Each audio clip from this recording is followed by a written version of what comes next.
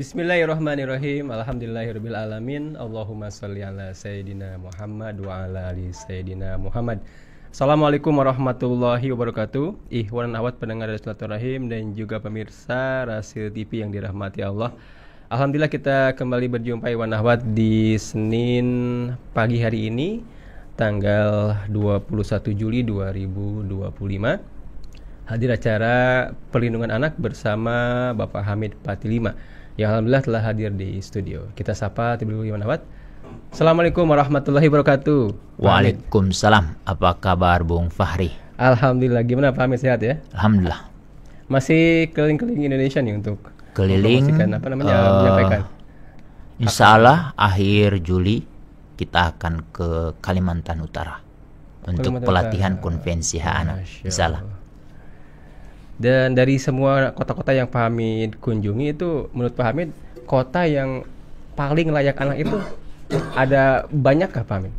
Kalau kota atau kabupaten yang layak anak untuk saat ini, kalau berdasarkan kategori yang diberikan oleh Kementerian Pemberdayaan Perempuan dan Perlindungan Anak, itu belum ada yang mencapai kategori kabupaten kota layak anak. Yang ada itu masih di yang paling tinggi di kategori utama seperti kota Surabaya, kota Surakarta, kota Jogja, kemudian kabupaten. Berarti yang ada benar-benar layak itu belum ada. Belum ada. Masih di sekian banyak kota yang ada di Indonesia itu ya. Ada 514 kabupaten. Seperti Kabupaten Siak itu salah satunya tuh. Bekasi dia masih Bekasi dia malah justru evaluasi tahun 2023 dia turun karena banyak persoalannya. Lalu kemudian Denpasar itu juga menjadi salah satu kategori utama. Ya. Selebihnya kategori Nindya, kemudian Madya dan Pratama. Dan insyaallah nih Kementerian Pemberdayaan Perempuan pada tanggal 22 Juli atau pas bertepatan Hari Anak Nasional, mereka akan mengumumkan kabupaten kota mana nih yang benar-benar sudah mencapai kategori. Apalagi saat sekarang ini dengan adanya efisiensi anggaran yang terkait dengan anak itu mengalami pengurangan. Bisa dikurangin bukannya ditambahin. Harusnya ditambah ya. Kalau belum sampai real layak anak begitu ya. Ini kemungkinan dari kemajuan ekonomi yang mengalami tekanan. Lalu semua tergantung dari komitmen pimpinan. Baik itu presiden, khusus presiden kita bersenang hati ya. Beliau mulai fokus kepada persoalan anak, terutama terkait dengan pendidikan. Beliau nih udah memperkenalkan mengenai sekolah rakyat, mengutamakan anak-anak dari keluarga yang miskin. Kemudian makanan gratis. Ini juga menarik untuk kita lihat perkembangan selama 5 tahun ke depan. Apakah presiden ini benar-benar berkomitmen? Nah, bagaimana dengan gubernur dan bupati wali kota? Itu harus kita pastikan mereka harus berkomitmen. Nah, itu semua sebetulnya tergantung pada ayah dan ibu yang memiliki hak suara. Sebetulnya kita bisa bersuara juga ya, kita perlu juga bersuara.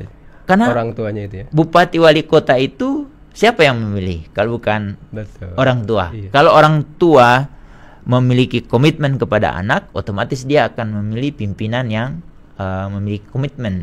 Itu bisa tergambar dari visi misi, gitu. Jadi tidak boleh kita lepas saja ini tanggung jawab presiden, gitu ya. Tanggung jawab gubernur dan bupati wali kota, lalu kemudian anggota legislatif.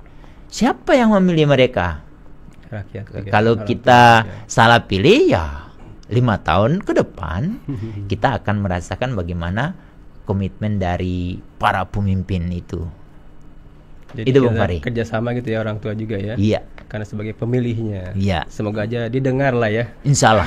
Inspirasi Jadi pemilihan ke depan kita harus mulai cerdas. Baik, hari ini masih tema besarnya pengasuhan berbasis hak anak ya. Ya. Dengan subtema anak korban eksploitasi bentuk lain. Ya. Nah ini dia bentuk lainnya seperti apa, nanti Pak Hamid akan coba jelaskan Iwan Ahwat.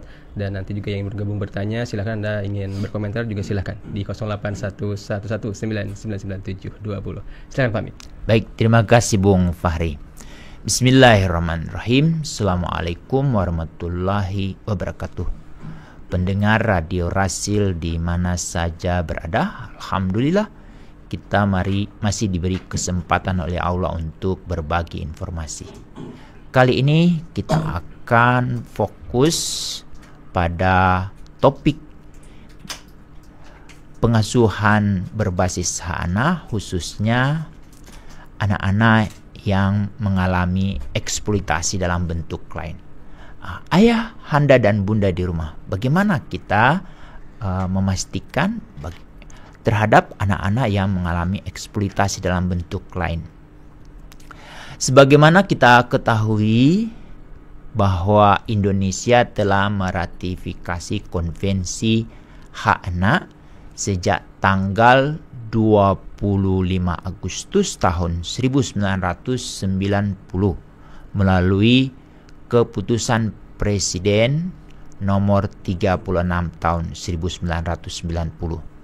Sebagai orang tua, ayah dan bunda perlu juga mengambil konvensi ini untuk disimpan di gadgetnya. Kita baca baik-baik, kita pahami, supaya sebagai orang tua yang hebat, kita dapat memberikan pendampingan, pembimbingan dan pengasuhan dengan dasar-dasar peraturan perundangan yang jelas. Apalagi Indonesia telah meratifikasi Konvensi Hak Anak, berarti semua peraturan perundangan yang ada di Indonesia itu harus terharmonisasi dengan Konvensi Hak Anak. Anak yang ada di rumah kita itu bukan hanya anak kita sendiri, tetapi dia juga menjadi anak dunia. Anak dunia berarti dia di bawah pengawasan Komite Hak Anak PBB. Apalagi Indonesia pada tanggal 14 sampai 15 Mei tahun 2025 itu telah dimintai keterangannya. Apa saja yang sudah dilakukan oleh Indonesia terhadap anak-anak dunia yang ada di Indonesia, dan terutama anak-anak dunia yang ada di rumah kita. Untuk itu kalau kita tidak mendasarkan apa yang kita lakukan kepada anak kita, itu perlu dipertanyakan. Kalau anak yang ada di rumah kita adalah anak ciptaan Allah melalui sulbi dan rahim ayahanda dan bunda, itu berdasarkan Quran dan hadis untuk penanganannya. Karena dia sebagai warga dunia, kita gunakan Konvensi Hak Anak untuk memantau, mengawasi. Terkait dengan topik kali ini, anak yang dieksploitasi dalam bentuk lain. Untuk itu perlu kita pikirkan bersama-sama, jangan sampai anak kita mengalami eksploitasi dalam bentuk lain. Untuk itu coba kita lihat pasal 36 Konvensi Hak Anak. Di pasal 36 itu sudah tertera lebih jelas lagi apa yang harus kita ketahui bersama-sama. Anak-anak dalam bentuk eksploitasi bentuk lain itu antara lain ya Bung Fahri dan ayah anda dan bunda, yaitu anak-anak yang mengalami kekerasan. Lalu kemudian ada orang yang ingin mau menggali terkait dengan kasus yang dialami oleh anak oleh dua orang kemungkinan, Bung Fahri. Pertama adalah para wartawan dari berbagai media, baik wawancara gitu ya, televisi, wawancara ya, berbagai media, dari televisi, dari koran, majalah, atau dari berita online. Nah, itu kita harus pastikan, karena jangan sampai anak-anak ini sudah jadi korban, lalu kemudian sudah mendapatkan penanganan dari UPTD PPA yang di dalamnya ada penanganan rehabilitasi medis dan rehabilitasi sosial, termasuk di dalamnya itu penanganan psikologi anak. Nah, jangan sampai dia mengalami trauma lagi. Nah, jadi ini harus diperhatikan ayahanda dan bunda. Pertama adalah wartawan. Nah, yang kedua adalah para peneliti. Nah, para peneliti ini ada yang dari universitas, ada yang dari BPS, atau ada dari lembaga-lembaga lain yang memiliki usaha di bidang penelitian. Apa yang perlu kita antisipasi terhadap anak-anak kita yang sudah menjadi korban ini? Jangan sampai dia menjadi tereksploitasi lagi oleh orang-orang yang saya sebutkan tadi, wartawan dan para peneliti. Nah, untuk itu perlu ayahanda dan bunda perhatikan, kalau misalnya anak-anak kita ini yang sudah menjadi korban, terutama mengalami korban kekerasan. Kekerasan kan bentuknya ada 4, Bung Fahri. Ada kekerasan fisik, lalu kekerasan psikis seperti bullying. Itu kan banyak kasus yang terjadi di masyarakat ya. Ada anak-anak yang dibully. Lalu yang ketiga, bentuk kekerasan seksual yang hari ini istilahnya berubah menjadi kejahatan seksual dengan adanya perubahan Undang-Undang Perlindungan Anak. Lalu yang ketiga, anak-anak yang mengalami penelantaran atau mengalami pengabaian. Jadi anak-anak ini yang sudah mengalami kekerasan, lalu kemudian datang ini orang yang mau melakukan peliputan. Dia, wah ini saya dari wartawan nih, saya dari universitas nih mau melakukan penelitian. Jangan dulu, kita harus pastikan. Ada beberapa pertanyaan yang perlu ibu bapak ajukan kepada orang-orang yang akan melakukan wawancara ini. Pertama, apakah si wartawan ini disupport tidak, atau oleh peneliti ini didukung tidak oleh lembaga yang akan menangani bila pada saat wawancara si korban itu mengalami trauma kembali. Itu harus pertanyaan tuh. Ada enggak lembaga yang nanti yang mampu akan menangani atau mengantisipasi, jangan sampai anak saya setelah diwawancara dia trauma lagi.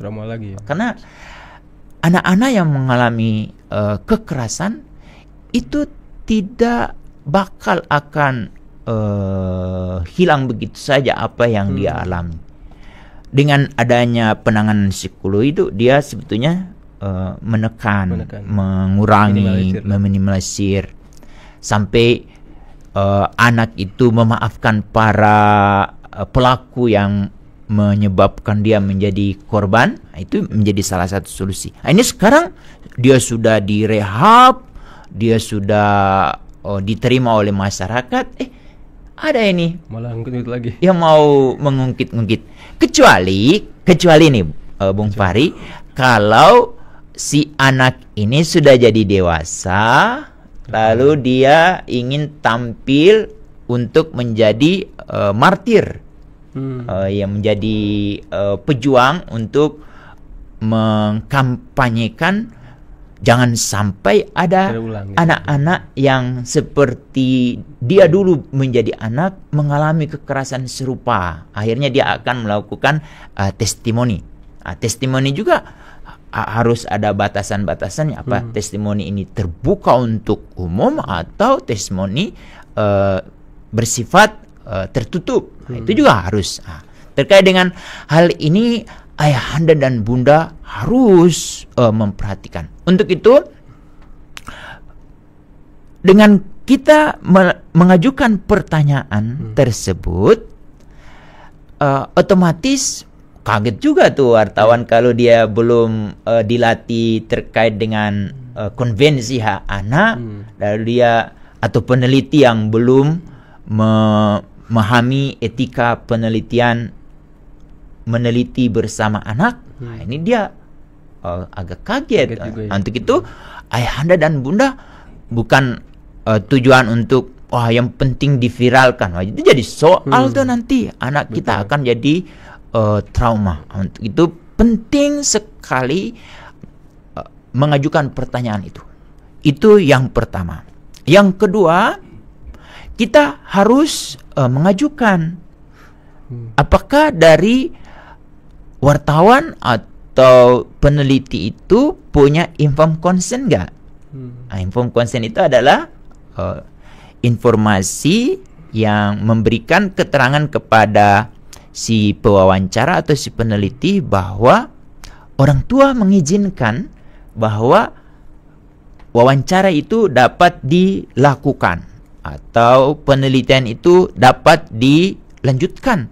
Dan di informed consent itu ada itu catatan bila terjadi sesuatu dengan anak tersebut, itu ada upaya untuk menangani, dan itu harus jelas, clear, siapa yang lembaga mana yang akan menindaklanjuti bila terjadi sesuatu.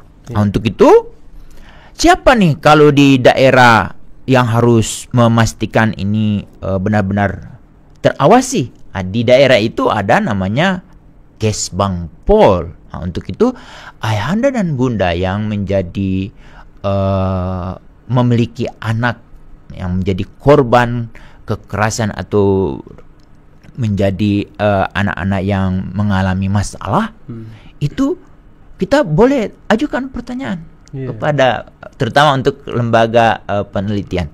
Apakah ini sudah ada izin dari Kesbangpol atau rekomendasi dari Kesbangpol? Kalau belum ada, itu berarti nggak boleh itu ya. Akan menjadi satu persoalan. Karena anak ini sudah ditangani oleh Pemda melalui unit pelayanan terpadu penanganan perempuan dan anak. Dan itu sudah mengeluarkan anggaran besar. Sekarang saat dia diwawancara lagi atau dia diteliti lagi, ini kemudian dia trauma, siapa nih yang akan menangani? UPTD PPAK atau lembaga penelitian atau para lembaga yang mengirimkan wartawan ini? Ini menjadi penting. Dan itu harus sebagai orang tua hari ini harus lebih cerdas lagi. Untuk itu, selain apa yang saya sebutkan tadi dan termasuk konvensi, ini beberapa undang-undang kalau boleh para ayah dan ibu perlu menyimpannya dan dipelajari bagian per bagian sehingga kita menjadi ayah dan ibu yang berpengetahuan. Iya, keren itu ya. Ya. Terutama terkait untuk mencegah dan dalam rangka memantau, mengontrol, mengawasi anak kita. Pertama, kita harus baca Undang-Undang Nomor 40 Tahun 1999 tentang pers.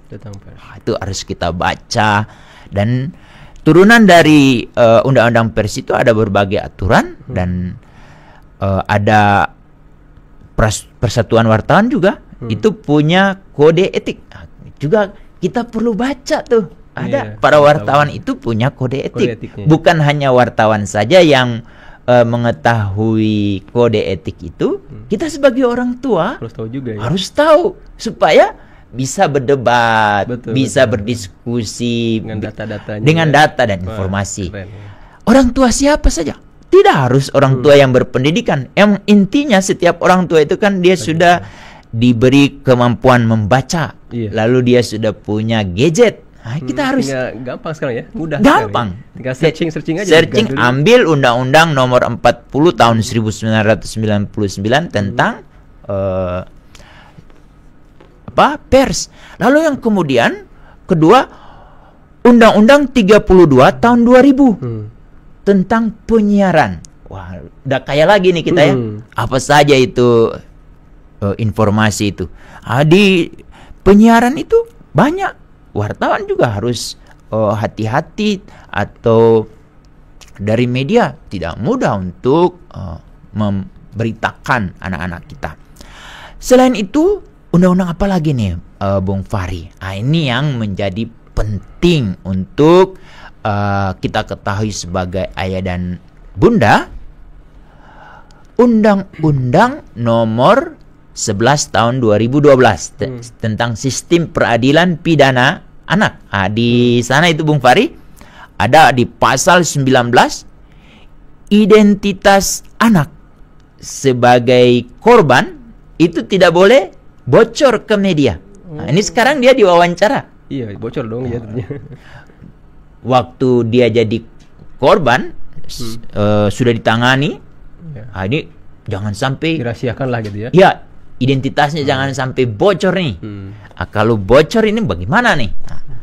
Karena di pasal 97 itu bagi mereka yang membocorkan identitas anak korban, itu hukumannya 5 tahun, denda 500 juta tuh. Ini kalau para Kapolres, Kapolda dan yang ada di Humas ini benar-benar mau menegakkan aturan terkait dengan ada kasus-kasus anak itu, seharusnya mereka tidak konferensi pers. Karena ketahuan di pasal 19 itu ada tuh mengenai pengertian identitas anak itu apa saja. Kalau kita lihat di konferensi pers kan anak ini dari mana, di sekolah mana, itu semua bocor tuh. Jelas. Apalagi berdasarkan informasi yang diberikan oleh pejabat-pejabat yang konferensi pers ini, akhirnya wartawan mau menelusuri ini di mana dia tinggal nih. Akhirnya sampai jumpalah dengan orang tua. Sebagai orang tua yang hebat, kita perlu baca itu apa itu pasal 19. Lalu ini sudah kami jelaskan minggu-minggu sebelumnya. Ada Bung Fahri misalnya tuh ya, identitas anak misalnya bocor ke media, lalu kemudian apalagi khususnya ini anak yang mengalami kejahatan seksual, si orang tua itu dapat meminta penggantian nama dengan dasar apa? Peraturan Presiden Nomor 75 Tahun 2020. Pemenuhan hak anak korban atau saksi tindak pidana. Jadi kalau setiap ayah sekarang punya Perpres itu, kita bisa baca tuh. Untuk itu segera ayahanda dan bunda itu download, simpan di handphone kita. Kita pelajari bersama-sama dengan warga di sekitar kita.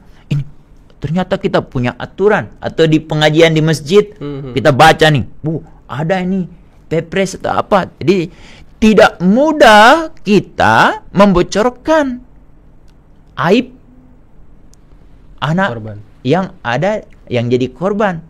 Itu menjadi penting. Lalu kemudian undang-undang apa lagi nih yang perlu kita insertkan di handphone kita? Ini menjadi penting. Undang-Undang Nomor 12 Tahun 2022 tentang tindak pidana kekerasan seksual. Di undang-undang ini, Bung Fahri, khususnya yang mengalami kekerasan seksual, itu ada tuh perintah di pasal 47. Kalau berita anak yang mengalami kekerasan seksual itu sampai bocor ke media, itu jaksa dapat meminta pengadilan untuk menarik itu semua berita-berita atau data-data dokumen elektronik yang sudah terlanjur tersebar. Di take down lagi gitu. Di take down. Jangan sampai ada yang nyimpan-nyimpan lagi. Karena anak ini insya Allah kalau dia dewasa, lalu dia punya kesempatan berkembang, lalu pada suatu waktu dia akan ditanyai oleh calon menantu atau calon mertua ya, nanya, lalu calon mertua ini berbasis data digital, jejak digitalnya banyak. Ini kok masih ada data ini, bagaimana nih? Bahaya itu juga, menjadi penting. Untuk itu ayahanda dan bunda perlu baca tuh. Jangan hanya pengacara yang atau yang berlatar belakang sarjana hukum yang mengetahui informasi itu. Ini kita ambil segera sekarang. Kalau boleh hari ini, jangan besok. Langsung download ya. Sembari kita dengar siaran ini, kita ambil baca baik-baik. Ada ini aturan ini. Ternyata ya. Lalu ini yang tidak kalah penting, Bung Fahri, terkait dengan Undang-Undang Nomor 27 tahun 2022 tentang pelindungan data pribadi. Terkait dengan anak itu detail ya, dijelaskan tuh di sana. Nah, kalau ini semua dipelajari, dipahami oleh ibu bapak, kita sudah punya pengetahuan banyak kan? Saat ada wartawan, saat ada peneliti yang mau datang untuk mewawancarai anak-anak kita, kita sudah bisa berargumen. Yang jadi soal yang banyak keluarga korban yang suka memviralkan itu karena orang-orang yang diamanahi untuk menangani anak ini, mereka bekerja tidak optimal. Mungkin karena banyak alasan. Salah satunya komitmen dari pimpinan daerah, pimpinan negara itu tidak kuat. Lalu kemudian kemungkinan besar petugas-petugas yang ada di lembaga itu mereka baru dilantik. Yang saat kita melaporkan kasus yang terkait dengan anak kita itu mereka tidak respon. Ini ada orang-orang tua yang suka membocorkan kasus anak-anaknya ke media karena pengabaian dari lembaga-lembaga pemerintah. Nah, kalau nggak viral nggak adil kan gitu, nggak ada keadilan. Untuk itu supaya tidak ada orang-orang seperti itu, melalui media ini kita mendiseminasikan bahwa anak-anak baik, terutama anak-anak korban itu jangan sampai mereka mengalami eksploitasi bentuk lain. Salah satunya oleh mereka-mereka yang mau mencari berita, wartawan atau mereka-mereka yang menjadi peneliti.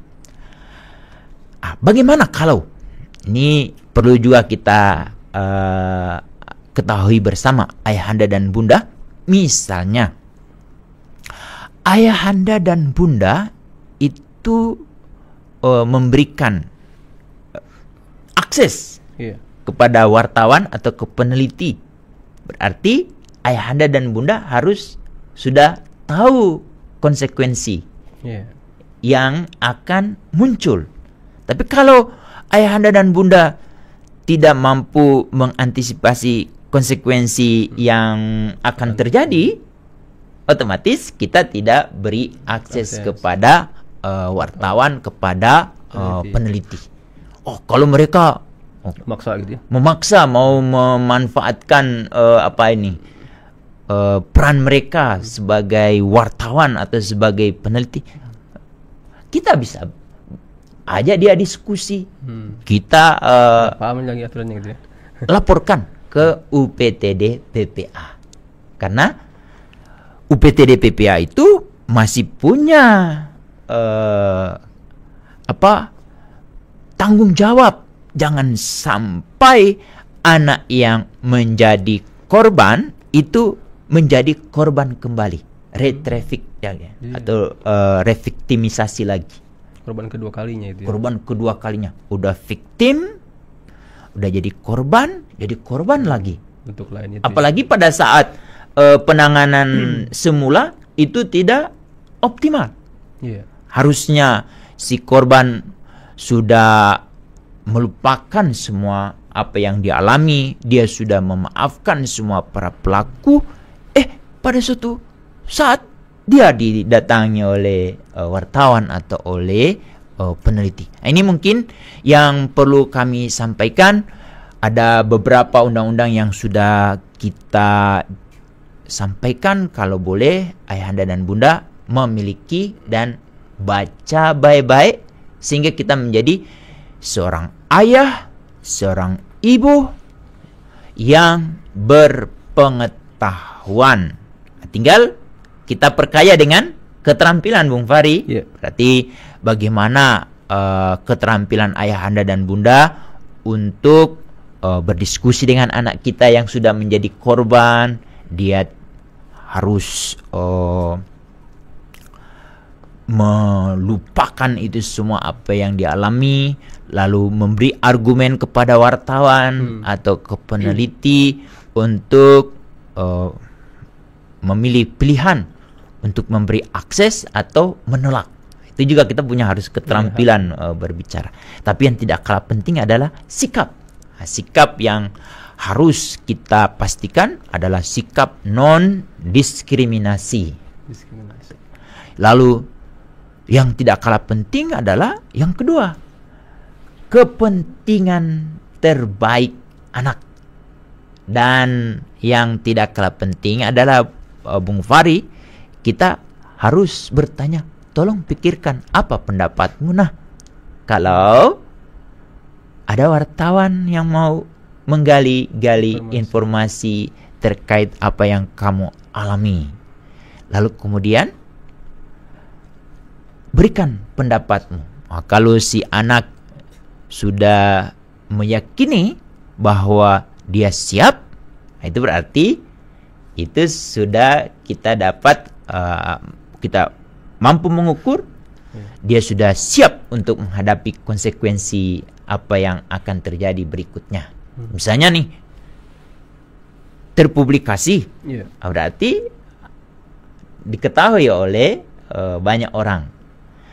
Atau kemungkinan anak sudah punya ketetapan hati, jangan sampai ada korban lain. Cukup akulah yang jadi korban melalui tulisan, melalui penggambaran oleh wartawan, lalu melalui publikasi oleh para peneliti. Itu memunculkan kesadaran baru, terutama kepada pemimpin negara, pengelola daerah, lalu kemudian orang tua, masyarakat lain, untuk tidak mudah untuk melakukan kekerasan kepada anak-anak. Itu kalau pilihan bagus tuh. Lalu yang kemudian para pemimpin negara atau para pengambil kebijakan itu mereka terinspirasi dengan apa yang dialami oleh anak yang memberi akses kepada wartawan atau kepada peneliti untuk melahirkan kebijakan-kebijakan baru, melahirkan program-program baru untuk mengantisipasi jangan sampai muncul korban-korban lanjutan. Lalu kemudian kalau ada korban, negara hadir di tengah-tengah masyarakat. Demikian, semoga ada pertanyaan dari pendengar untuk apa yang kita sedang diskusikan hari ini. Demikian Bung Fahri. Baik, Masya Allah. Jadi orang tua itu harus benar-benar proaktif ya Pak Hamid ya. Harus tahu aktif. berbagai macam hal, dan terus tadi mungkin undang-undang yang tentang perlindungan anak juga harus minimal tahu lah, hafal gitu ya. Apa yang harus dilakukan ketika kita menghadapi kayak tadi wartawan datang ke rumah, kalau anak kita jadi korban, seperti apa sikap kita harusnya. Harus benar-benar tahu ya, seperti itu Pak. Selanjutnya ini ada yang telah bergabung di WhatsApp Rahasia yang telah menyimak acara Perlindungan Anak bersama Bapak Hamid PT 5, pengasuhan berbasis hak anak korban eksploitasi bentuk lain. Dari Ibu Nani nih Pak Hamid. Pak Hamid, alhamdulillah saya selalu nyimak, jadi banyak wawasan dan informasi mengenai hak-hak anak dan juga kita orang tua. Jadi terbuka bahwa perkembangan anak itu bukan hanya tanggung jawab orang tua saja, tapi seluruh unsur negara juga harus hadir. Tapi bagaimana Pak Hamid dengan orang tua yang tidak memahami hal tersebut? Kemanakah harus melapor ketika ada kekerasan pada anak? Demikian. Baik, terima kasih Ibu yang hebat. Wah, ini bisa jadi agen perubahan nih. Apa yang kami jelaskan tadi, ada beberapa undang-undang yang sudah kami sampaikan. Ini perlu baca nih, satu undang-undang penting Bung Fahri. Lihat di pasal 72 ayat 3 huruf A. 72 ayat 3 huruf A. Undang-Undang 35 tahun 2014 tentang perlindungan anak. Di situ tuh ada tugas yang diberikan oleh negara. Sejak kapan tugas itu diberikan kepada masyarakat? Sejak tanggal 17 Oktober 2014 saat Presiden SBY tinggal 3 hari menjadi presiden, itu mendatangani undang-undang tersebut dan memberi peran kepada kita. Hari ini Pak SBY sedang sakit, kita berdoa semoga beliau segera sembuh ya. Amin. Apa yang dimintakan oleh presiden kepada orang per orang dan lembaga masyarakat? Ibu berarti orang per orang ya. Tugasnya itu Bung Fahri mensosialisasikan dan mendiseminasikan peraturan perundangan dan hak-hak anak. Salah satu upaya yang Bunda dapat lakukan, mengirim peraturan perundangan yang ada di handphone Bunda, yang sudah kita sebutkan tadi, kita sebut lagi ya. Undang-Undang nomor 40 tahun 99, Undang-Undang 32 tahun 2000, Undang-Undang nomor 11 tahun 2012, Undang-Undang nomor 22 tahun 2000, nomor 12 tahun 2022. Kemudian Peraturan Presiden nomor 75 tahun 2020. Kemudian Undang-Undang nomor 27 tahun 2022 tentang pelindungan data pribadi. Ini udah berapa undang-undang itu? Lebih dari 5 itu. Hanya untuk mencegah jangan sampai anak kita dieksploitasi dalam bentuk lain oleh wartawan, oleh peneliti. Kita sebarkan ini ke siapapun yang kita kenal, yang ada di WA grup kita, kita kirim. Lalu kemudian di antara itu pasti kalau kita mau mancing itu kan ada yang terpancing. Bunda, menarik ya undang-undang yang Bunda kirim. Apa ini? Apa ini? Berarti tugas kedua tadi mensosialisasikan, itu menyebarkan. Tugas kedua sosialisasi dan edukasi. Berarti kita akan mengedukasi. Materi-materi yang kita bahas hari ini kalau boleh kita dengar, tapi kita perkaya. Yang kami informasikan melalui Radio Rahasia ini sebetulnya hanya informasi dasar yang berkembangnya ada di masyarakat. Kita berarti ada satu tuntutan dari yang bertanya, ini apa isinya Bunda? Berarti kita mau tidak mau harus membaca.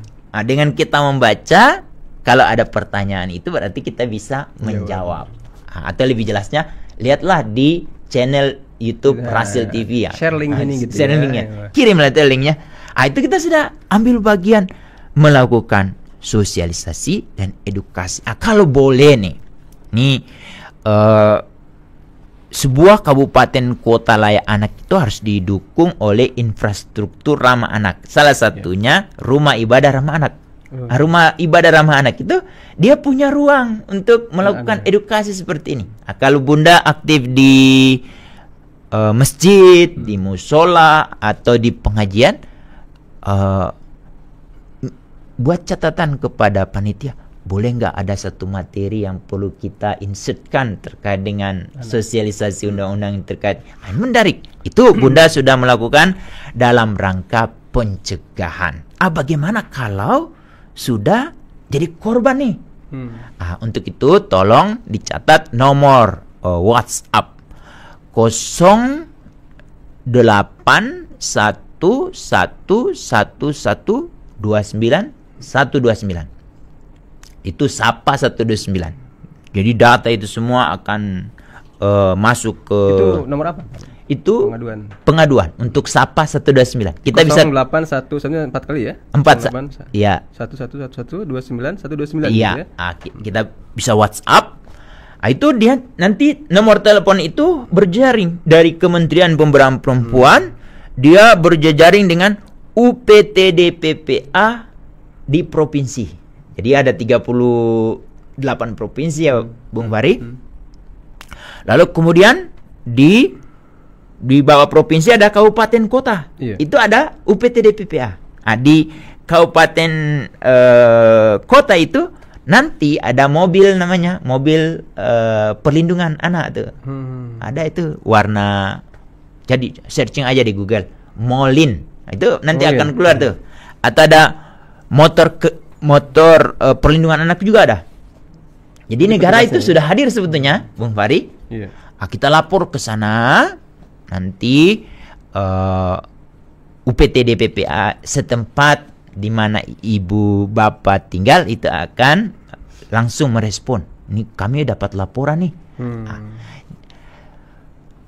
Pelapor nanti identitasnya dirahasiakan otomatis. Jadi itu menjadi salah satu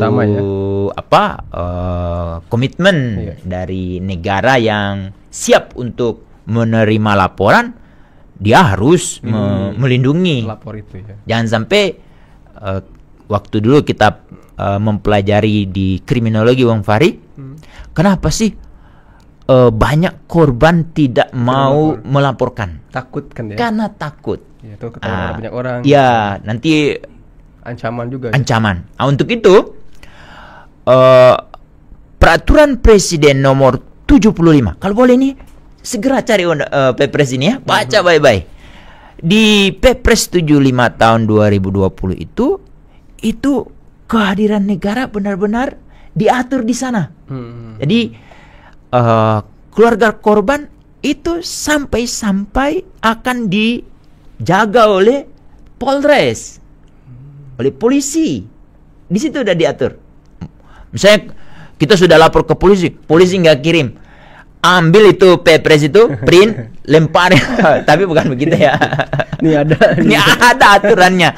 Ini Kapolresnya mana nih? Kita harus berani juga ya. Ada berani, ada. Tapi dengan kesopan santunan yang tinggi.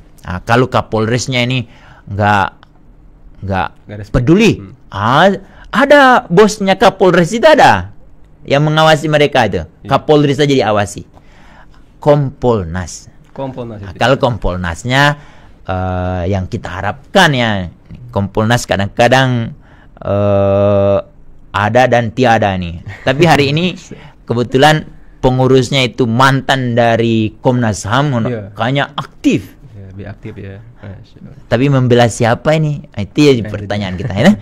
Tapi kita percayalah karena mereka adalah pejabat negara yang sudah digaji. Jadi misalnya nih, kita udah lapor, polisi tidak respon. Jangan dimarah-marahi polisi itu. Polisi juga kan punya keterbatasan, tidak punya anggaran, tidak punya apa, atau tidak punya atensi. Kalau apalagi dia tidak punya perhatian di situ, dia hanya melakukan atensi dari pimpinan, bisa lapor saja ke Kompolnas. Semoga dengan keaktifan ibu melakukan itu. Apa dasar hukumnya? Tadi baca lagi. Pasal 72 ayat 3 huruf A untuk sosialisasi.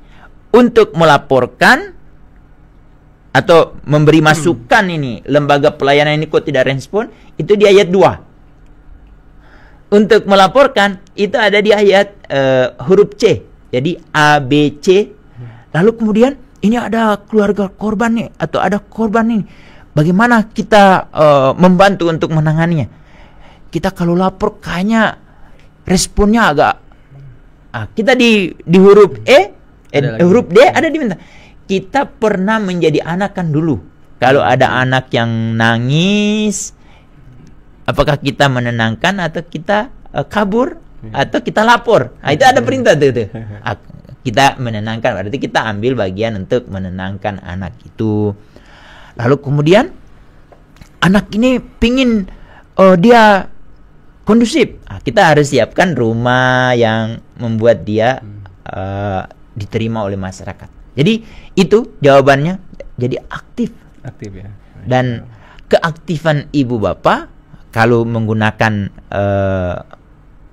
hukum Tuhan dapat pahala.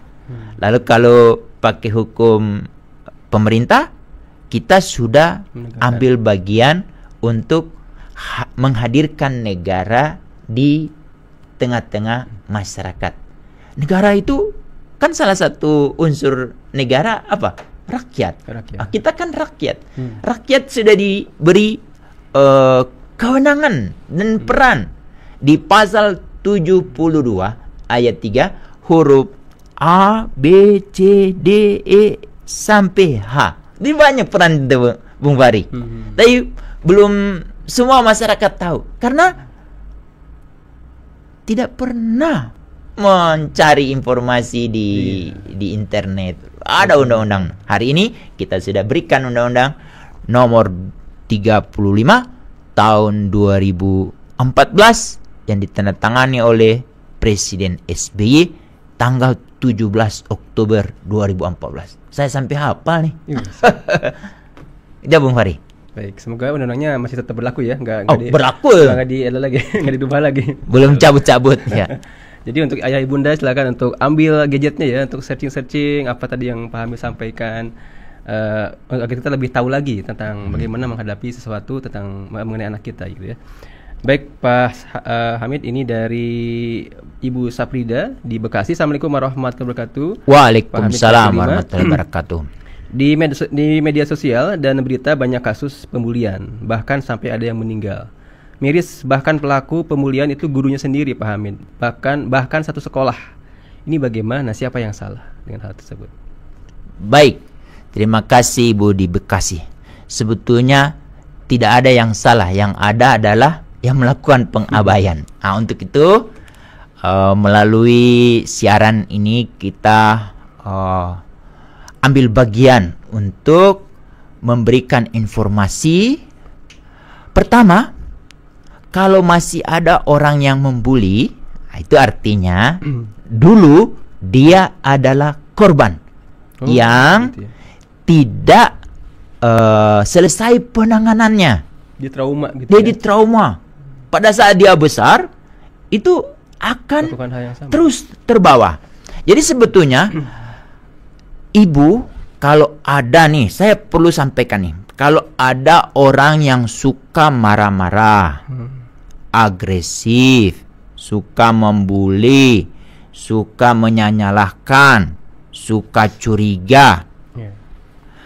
Kalau ini ibu temukan di sekitar kita, baik itu ada anak-anak, ada orang dewasa yang sudah punya status sebagai guru, sebagai pimpinan, atau sebagai siapa, orang-orang itu pada dasarnya mereka dulu adalah korban kekerasan. Ekspresi negatif mereka hari ini itu sebetulnya mereka sedang mencari perhatian. Kalau ibu mengetahui orang-orang yang seperti ini, atau ayahanda dan bunda di rumah mengetahui ada orang yang seperti ini, mereka itu perlu dirangkul, diajak diskusi, mereka dibuat tenang, dan kemudian insya Allah melalui mulut ibu, melalui sentuhan hati ibu, si orang yang selalu melakukan hal yang seperti ini, itu kemudian dia mendapatkan cahaya dari Allah, yang kemudian ibu sampaikan bahwa sebetulnya kamu tidak menyadari apa yang kamu lakukan hari ini kepada orang lain. Ada sampai yang bunuh diri. Di satu kasus kemarin ya, ada anak SMP korban bullying, kemudian diindikasi dia bunuh diri. Dia bunuh diri. Kalau bunuh diri itu puncak dari kekerasan yang paling nyata. Itu dia sudah tidak ada lagi orang yang mampu membaca atau mampu peka terhadap apa yang sedang dialami oleh anak tersebut. Apalagi di sekitar itu juga membuli semua. Itu semua korban kekerasan tuh. Kalau ada orang-orang yang seperti ini sebetulnya mereka mengalami gangguan kejiwaan.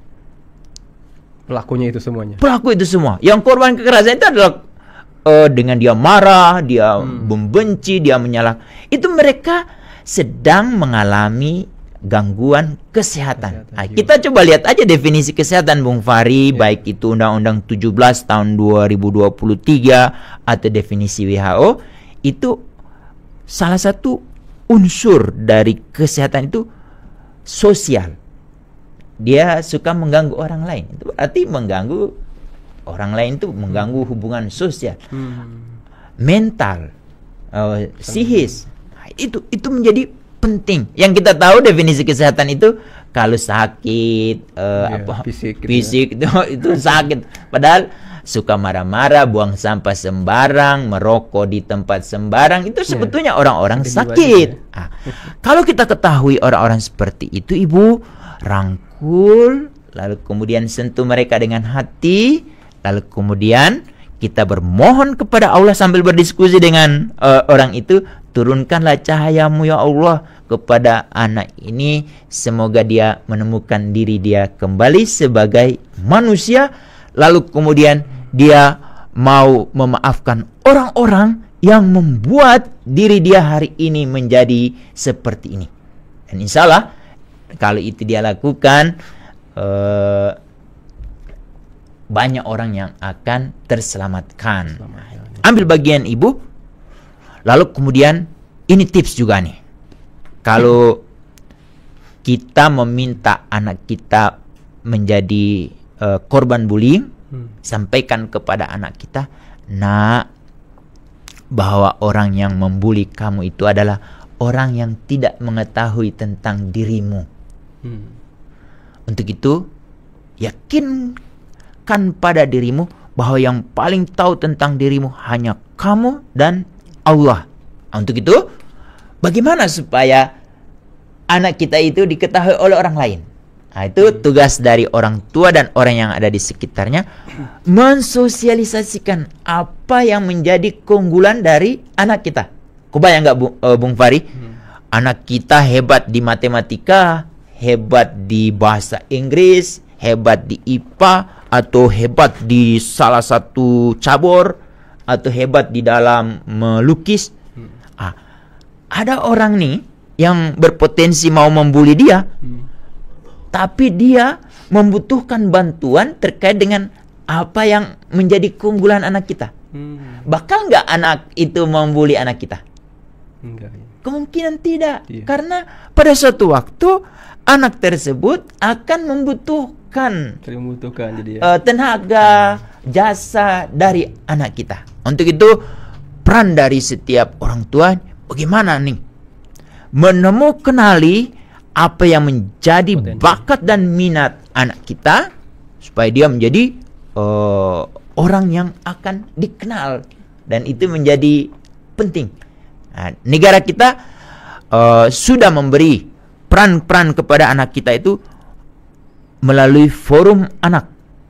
Kalau boleh nih, ayahanda dan bunda di rumah, ini peraturan menteri baru nih keluar. Peraturan Menteri Pemberdayaan Perempuan dan Perlindungan Anak PPA. Nomor 3 tahun 2025 tentang partisipasi anak melalui forum anak. Forum anak itu ada perannya, Bung Fahri, sebagai pelopor dan sebagai pelapor. Pelopor dan pelapor. Dulu kita tidak diberi peran oleh negara seperti itu. Sekarang kita diberi peran oleh negara sebagai pelopor. Pelopor itu apa?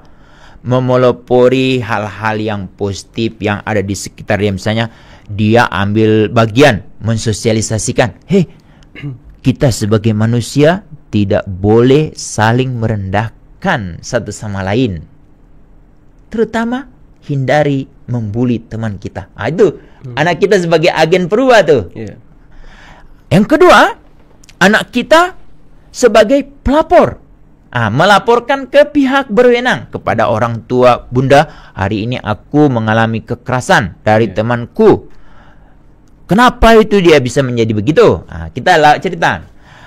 Melapor ke guru, melapor ke mana? Ke tadi nomor yang tadi yang kita sebut. UPTD. Yang jadi menarik, Bung Fahri, orang-orang yang akan menerima laporan ini, dia harus punya kemampuan untuk menerima laporan. Tidak begitu saja menerima laporan, tetapi dia langsung menanyai, mendalami. Lalu kemudian sudah benar-benar yakin ini informasi udah A1, kita lanjutkan ke satgas di sekolah. Yang jadi soal sekarang, Bung Fahri, setiap sekolah sekarang punya satgas penanganan kekerasan, tapi mereka tidak dilatih materi-materi ini. Untuk itu, kalau boleh, coba ambil itu materi dari Radio Rasil yang kami selalu sampaikan. Itu ada materi-materi terkait dengan lengkap situ ya? Lengkap. Apalagi hari ini kita bicara hanya anak yang mengalami eksploitasi bentuk lain, untuk mencegah jangan sampai wartawan atau peneliti mau menggali data pada anak kita. Itu penting. Itu mungkin jadi harus ada keaktifan dari kita. Mungkin. Baik. Masya Allah, lengkap sudah disampaikan tadi oleh Pak Hamid Fathilima Iwan Awad mengenai pengasuhan berbasis hak anak korban eksploitasi bentuk lain. Banyak juga ini yang berkomentar dari Oma Reti di Pulau Mas. Terima kasih Pak Hamid atas informasi yang telah disampaikan. Ibu Nurjana di Singapura, Bapak Abdul Halik, juga Pak Amin Juhri di Cinere, Pak Anwar juga tengah menyimak. Terima kasih Pak Hamid. Pak Arwin, Bapak Maman Sumantri senang menyimak via Radio Rasil. Bagus acaranya untuk keluarga kita yang punya anak bermasalah katanya. Terus lagi Bapak Ahmadi, Ibu Kiswati, dan Ibu Aminah juga banyak lagi yang sudah mengirimkan WhatsApp. Terima kasih banyak. Pamit, sebelum pamit disimpulkan tema kita di hari ini. Baik, terima kasih Bung Fahri. Ayahanda dan Bunda, Indonesia telah meratifikasi Konvensi Hak Anak. Konsekuensinya, semua peraturan perundang-undangan yang ada di Indonesia itu harus terharmonisasi dengan Konvensi Hak Anak. Dan konsekuensi lain, setiap 5 tahun kita punya kewajiban melaporkan ke Komite Hak Anak PBB terkait dengan apa yang telah diupayakan oleh negara dalam rangka pemenuhan hak-haknya. Salah satu hak anak itu yang diatur di pasal 36 terkait dengan eksploitasi bentuk lain. Antara lain adalah memastikan jangan sampai anak-anak kita yang menjadi korban kekerasan itu diwawancarai atau diteliti oleh para peneliti. Untuk itu, kalau ada wartawan atau ada peneliti yang mendatangi kita sebagai orang tua, kita harus bertanya, apakah setelah anak kami ini diwawancarai, dia sesungguhnya sudah mulai pulih. Lalu kalau dia trauma kembali, apakah ada lembaga yang akan menanganinya? Kalau dia bilang ada, mana? Itu harus mana buktinya? Kalau tidak ada, kita sebagai orang tua tidak pingin anak kita akan menjadi korban kembali. Untuk itu, karena kita punya nomor telepon Puspaga, Pusat Pembelajaran Keluarga, atau UPTD PPA setempat. Itu tiap daerah ada ya? Ada setiap daerah, dan itu ada peraturan presidennya yang mengaturnya itu. Nomor 55 tahun 2024. Baru itu Bung Fadi. Kita konsultasi kepada mereka. Kalau mereka memberikan izin, atau si peneliti dari universitas atau dari lembaga penelitian itu punya rekomendasi dari Kesbangpol, berarti mereka sudah tahu konsekuensinya. Kalau sudah tahu, berarti sekarang inform consent, izin dari orang tua. Seperti di rumah sakit kan ada itu, Pak, ini mau dioperasi, sebagai keluarga tolong tanda tangan. Itu harus ada tanda tangan di kertas hitam putih ya, tanda tangan, ada meterai, dan itu menjadi penting untuk kita ketahui sebagai orang tua. Dan kita perlu melek hukum. Download semua peraturan perundangan yang diterbitkan bersama Presiden dan DPR, itu harus ada di gadget kita. Lalu kita juga harus tahu itu semua. Kalau dengan kita sudah mengetahui, berarti kita sudah sah menjadi orang tua yang hebat. Demikian, semoga Allah memberikan cahaya kepada kita. Amin. Yang hari ini sudah lembut, semakin lembut lagi. Demikian, Assalamualaikum warahmatullahi wabarakatuh. Waalaikumsalam warahmatullahi wabarakatuh. Demikian Iwan Ahwat, acara perlindungan anak bersama Bapak Dr. Hamid Patilima, pengasuhan berbasis hak anak dengan subtema anak korban eksploitasi bentuk lain. Semoga apa yang disampaikan mendapatkan kita banyak wawasan di hari ini Iwan Ahwat dan menambah ilmu kita. Saya yang bertugas Fahri ditemani Ondi dan juga Algin pamit. Subhanakallahumma bihamdika asyhadu an la ilaha illa anta astaghfiruka wa atubu ilaik. Wassalamualaikum warahmatullahi wabarakatuh. Waalaikumsalam.